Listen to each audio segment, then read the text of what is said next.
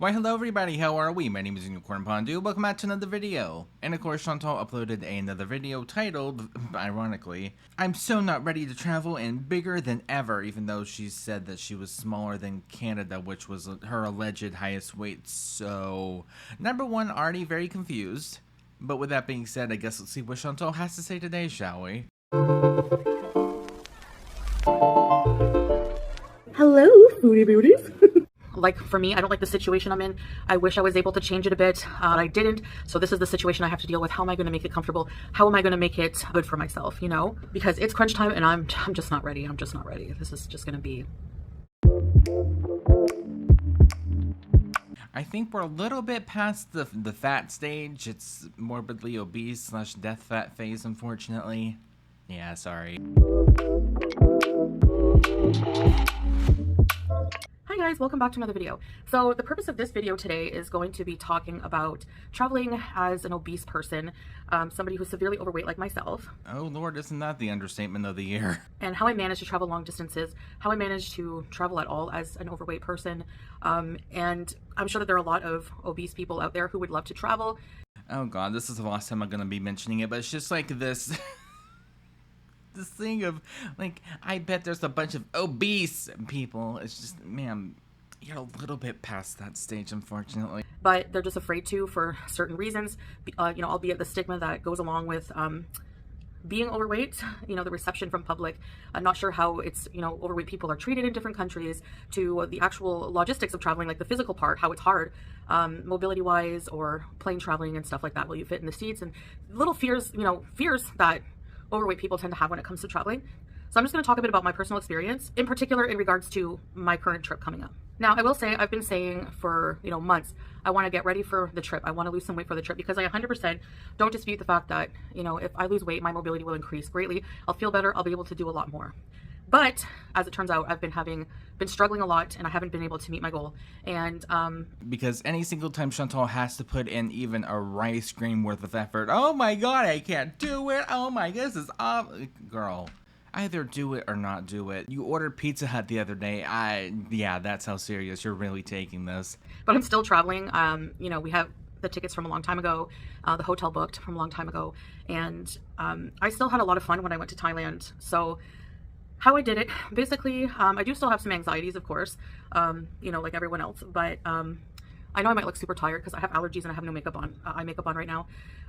So yeah, it's, you know, almost time to travel, and I have not lost any weight. I've gained some weight, so it will be a bit harder on me, but there are some ways that you can still be comfortable while traveling as an obese person, as comfortable as you can be. Obviously, losing the weight would have been ideal for me. Maybe I can, you know, lose some weight while I'm there, continue to try, we'll see. Every day is a fight, a struggle for me, and so yeah, but that's a topic for another time. No, instead of trying to fix the problem, Chantal's obvious answer is to, like, let's just go to my comfort place. Food. And what does she do? She gains weight, even though that she's been super happy and like super in love and like not fighting with her man. Wink wink, like, ma'am, we can see it. After the trip, just go back home to Canada. This is embarrassing for both of you. So the plane ride, about fitting on the planes, used to be one of my biggest fears as an overweight person, and I can tell you that most of the time, there was a couple times I got lucky, but I've flown from Canada to Kuwait to the Middle East, 13-hour flight, 14 hours in the plane, many times. And most of the time I have to sit beside somebody. And I think it just depends on your body type, your body shape, more than how much you weigh. Like, I'm an apple shape, and, you know, from the front, I don't want to sound like a dick, but girl, we are so past body shapes and like what that is. Like, girl, it's just everything all at once, 360. When you're looking at me with the princess, sorry, I had to. Okay, listen. I still look big, but I don't look as big. I'm not as big from this way as I am sideways. So if you are pear-shaped, you carry most of your weight in your hips.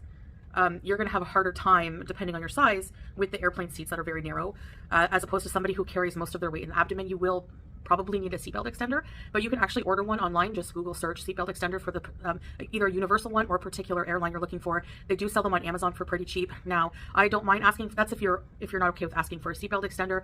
I don't mind asking for a seatbelt extender. I get on the plane, they direct me to my seat. There's usually a flight attendant that is in the aisles, so I just ask them, may I have a seatbelt extender? You can even bring them to the back, ask to talk to them privately and ask for one. And it's usually, they're very easy to use. You don't have to worry about that. They just clip into the seatbelt. So yeah, I'm just used to it. I'm not really embarrassed by that. I don't know if it's just me, but if I have to ask for a seatbelt extender, God help me. God help me. Oh Lord, I am going on a diet on that plane. On that plane. Quite a few other people that need seatbelt extenders on the flights usually. If not, you're the only one, that's fine. You'll probably need one if you're a certain size or certain weight. But it's not always weight-based, so to say, if I'm this much weight, will I fit on a plane? It just depends on the dimensions. It depends on your body type. It depends on a lot of things. So if I am lucky and I don't have anyone seated beside me, I usually just lift up the other armrest for more comfort. But yeah, depending on the airline, you can also for an additional fee, small additional fee, book an extra seat beside you. I know a few airlines do that. I think some American airlines, some international airlines, it just depends. So you can also ask at the ticket counter when you're getting your boarding pass, you can ask, are there any seats left? Because most people will have their seats by then. Are there any seats left that are, there's an empty seat beside? Another thing is I love the window seat, but the aisle seat actually gives you more room because you can kind of, whenever they're not doing dinner service, or you'll get knocked out by a cart, but you can kind of put your legs out a bit into the aisleway. You can spill out a bit into the aisleway is what I'm looking to say. So I've become more accustomed with the travel that way, and I'm not too nervous about that. It's not as long of a flight this time as going to Canada, so it's something I can endure. As for the mobility part, because, airports are hard to maneuver, even for a fit person, they're exhausting if you have to be running around when you're tired and traveling all day. Oh, don't you worry, guys. She has to mention to everybody else, even for a fit person, guys, they're actually exhausting, even though I personally have not gone to an airport before. But we're not talking about fit persons, we're talking about Chantal's experience. So I have a lot of health issues, and I do have mobility issues because of my weight. Somehow in travel day, I'm able to just suck it up, but it is hard. It's harder for sure. It's more difficult. I get winded more easily. My lower back starts hurting, just those kind of things. So, if the airport has a service where you can request, for certain people, you can request a wheelchair. Sometimes I approach these carts that are driving around and just beg them for a ride to my gate, and they usually do oblige, except when I went to Germany, they kind of just said no. So, but here in the Middle East, they always have the complimentary service. Even in the Montreal airport, they do have a little train station you can wait at, and someone will take you to your gate if you're disabled, you have mobility issues, or you're elderly. So, which I did want to remind everybody that it was definitely self-inflicted. It was not any sort of side effect or a medication side effect. No. Chantal just refuses to go to therapy and just ate herself to this weight. Feel free to use those. But as for me, I try to walk it unless I'm really, really struggling. Then I'll ask for a ride. So, but being on the plane for a long time, it actually does feel good to walk a bit after, even though, it's hard for me. So I'm going to try to walk it. If it's really tough on me, I'll try to find somebody to take me. But what I usually do is just kind of, airports have a lot of seating usually, so I use those moving walkways, to take a break. I just stand on them and let them push me down the way. I also find some seating somewhere. So I take some walks and then I take some breaks. So taking breaks are very, very important.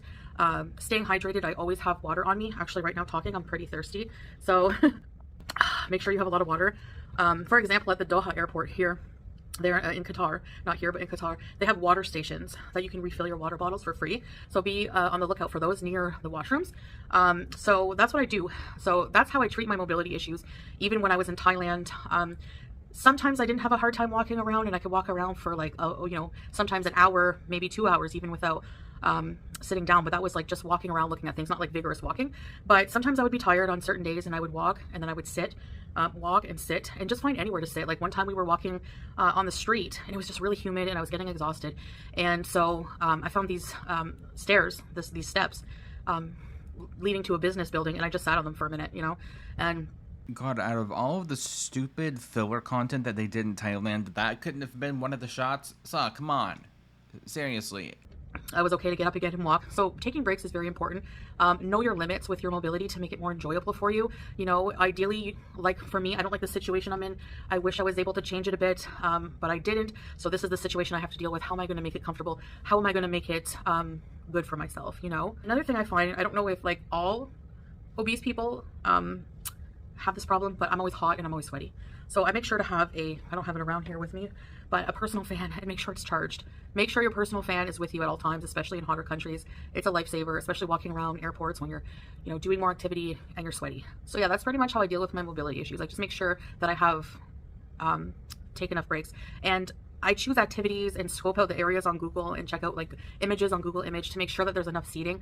Like, you have to know your limits. Like, if you can push yourself, but I don't know, just imagine a world to where you don't have to look up the seating to do something. Like, I'm fat. I will not deny the fact that I'm fat. I'm on keto right now to try to lose some of the weight. But anyways, I've never once in my life ever thought, I wonder what the seating's like. And for, let's say, disabled people, that's a very valid reason. But Chantal, just imagine a life where you don't have to worry about those things anymore. Just as simple as losing weight. to a certain extent, you don't want it to become dangerous, and you don't want to overdo it and become sick abroad and have to worry about going to the hospital and stuff like that. So like, just be sure to know your limitations. It's very important. I sometimes push myself too much, and then, you know, my muscles are sore, or I have blisters, or I just don't really feel too well. I feel like I'm going to pass out. So I don't want to get to that point ever again. It's better to take your time and just have a seat if you really need to. So yeah, that's, even if that means going to the airport earlier, or planning more time in between, like finding a flight that, you know, instead of having an hour time, let's say your transit, so I can't talk today. What I do is I usually choose flights with a longer transit time if I have to take if there's a stop in between, basically, if I have to take two flights, there's two legs, because I know that an hour is not going to be enough time to rush for me. So to avoid that stress, I'd rather have a longer transit time than have to rush and like overdo it for myself. So those are just little, you know, knacks that I use to deal with my weight issues when traveling. And it can be, you know, you can have a normal time or near normal time anyway, if you just choose things that, if you know your limits, if you know where you're going, if there's going to be seating and stuff like that.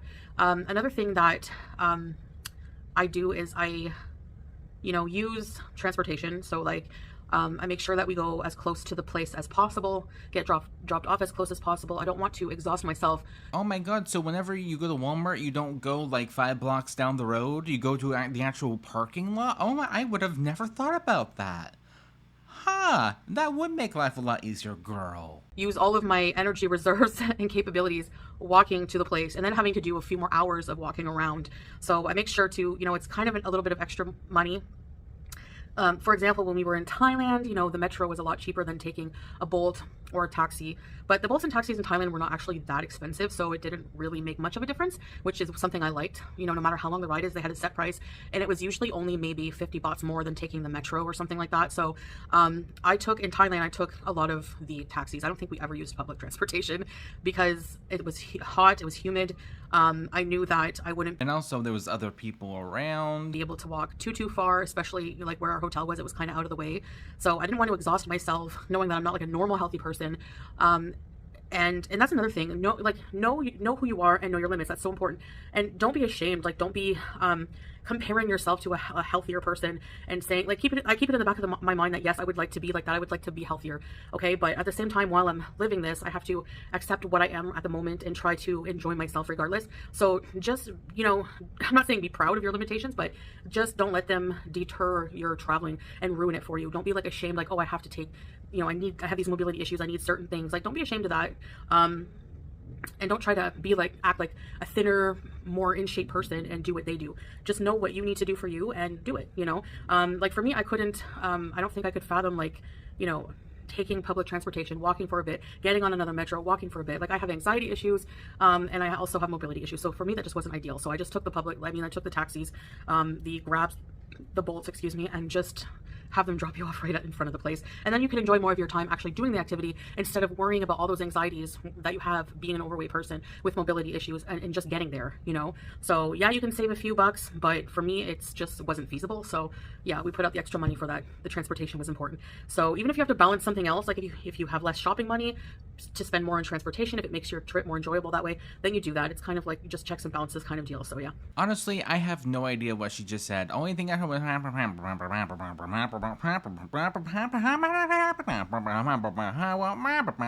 just word salad at this point. No idea.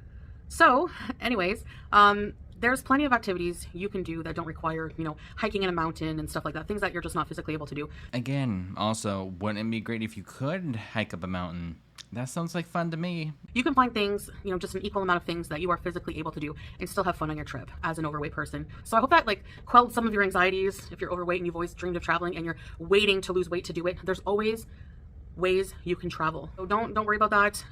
You can follow along, our travel journey for more. I also have some travel videos on our Salah and Chantal channel. You can check it out. The link's in the description. And I also have some channels in my I also have some videos on my channel as well. I'll try to link them in the description as well, so you can see how I traveled throughout various times, and didn't think I could do it either, but I did. And each time you do something you don't think you can, you get stronger and it gets easier to do. So yes. Anyway, thank you for listening to me. So I'm not ready to travel as I thought I would be, but we're gonna still do this. It'll be interesting and a little more challenging, but okay, yeah, she's going to be miserable, complaining the whole time, not wanting to go out, doing the bare minimum things, eating the majority of the time. I'm already calling this trip before we even go. There are ways, and I'm head set on enjoying myself anyway, and not getting too down and not dwelling on the fact that I'm not smaller, I'm not in better shape, and inshallah we will still have a good time. So anyways, that's it for now, and I'll see you in the next video. Bye. Alrighty, that was something. That was a very weird video, not gonna lie, but yeah, with that being said, thank you guys so much for watching, and I guess I'll see you guys in the next one. Bye.